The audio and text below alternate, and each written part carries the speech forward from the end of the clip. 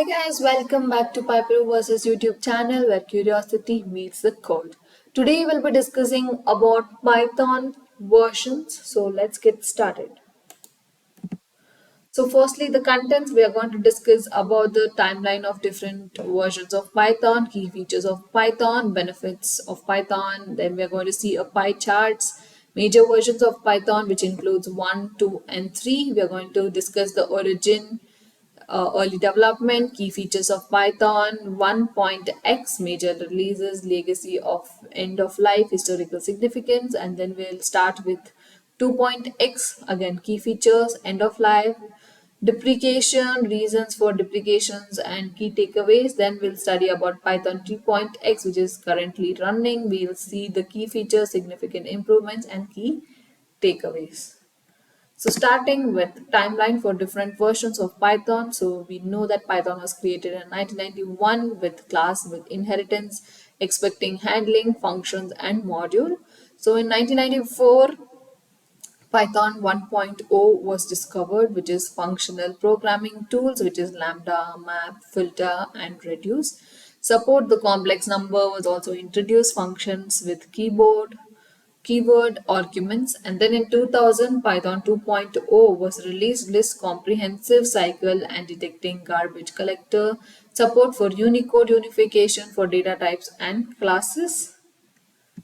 Then we have in 2008 Python 3 was there, so we have backward incompatibility, print keyword, charged, that is print function, and then we have raw input function, depreciated, unified string or Unicode types, unititles for automatic conversion of Python 2.x codes.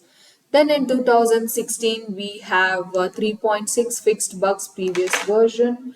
Then we have in 2018 3.6.5 fixed bugs of the previous version. Then coming to 2018, we have Python 3.7.0. So which has new C API for thread local storage, and we have built-in breakpoints, data classes contains variables. Then in 2019, 3.8 was developed, which assigned expressions positionally only parameters and parallel file system cache for compiled bytecode files. And then in 2020 we have 3.9. What were the improvements? Dictionary merges and update operators, new remove prefix and remove suffix string methods. Then we have built-in generic types. Next in 2021, 3.10 was released, which depreciates the and prepares for the removal of the WSTR member of the PyUnicode object, allowed writing unique types such as X or Y. Parameter specification variables was introduced. And in 2022, Python 3.11 was introduced with new syntax feature, new inbuilt features, new standard library modules, interpreter improvements, new typing features, important deprecations, removals, and restrictions. And then finally in 2023 we have Python 3.12, which is dictionary merge and update operation, new remove prefix and remove suffix string methods, and then we have built-in generic types. So what are the key features of Python? We already are very familiar with this. Firstly, we have readability and simplicity. Then we have interpreted languages, and then we have dynamic typing, object-oriented, extensive standard library, cross-platform compatibility, and large and active community. Next, benefits of using Python.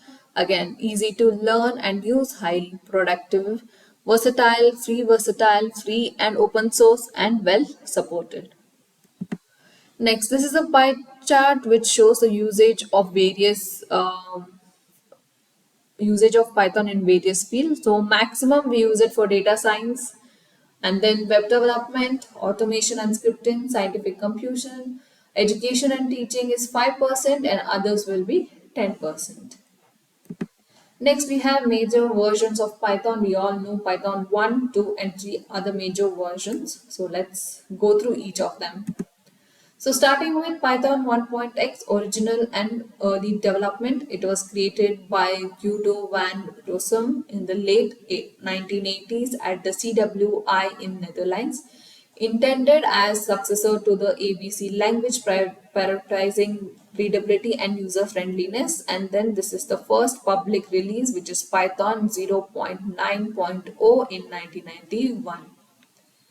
Next, we have dynamic typing, which is interpreted language with clear and concise syntax, object-oriented programming capabilities, models, and packages for code organization. Basic data structures like list, tuples, dictionaries were introduced, exception handling, built-in functions and modules for common tasks, and we have cross-platform compatibility in major operating systems. Next, the major releases was Python 1 in January 1994, and then we have Python 1.5, which is December 1997, introduced in nested scopes, lambda function, and more. And then we have Python 1.6, it was released in September 2000. Last major release was 1.x series. Then we have legacy and end of life. Python 1.x reached its end of life on December 31st, 2000. No longer received the security update or official support, depreciating due to limitation and compatibility issues with modern libraries and systems. And then we have code written for Python 1.x often needs significant modification to run on Python 2.x or 3.x. Next, we have historical significance. It was established core Python concepts and syntaxes which we still use, played a crucial role in the language early adoption and growth, foundation for later improvements and innovations in 2.x and 3.x. Next, what about Python 2.x? What are the key features? Building upon Python 1.x inherited core features like readability, dynamic typing, object-oriented programming, and comprehensive standard library. Then we have Unicode support, which is Python 2.0, which was introduced in 2000. Rudimentary Unicode support, although with limitation, significant enhancement. Later 2.x releases added features like generation list and comprehensive, the with statement iteration and more, shaping Python's modern development style. Next, we have the end of life. So, official date where Python 2.7, the last release in the 2.x series reads is official end of life in January 1, 2020. No security updates, no longer receive security patches, bugs fixes, or official support. Security risk using Python 2.x in productive environment poses significant security risk due to potential vulnerabilities.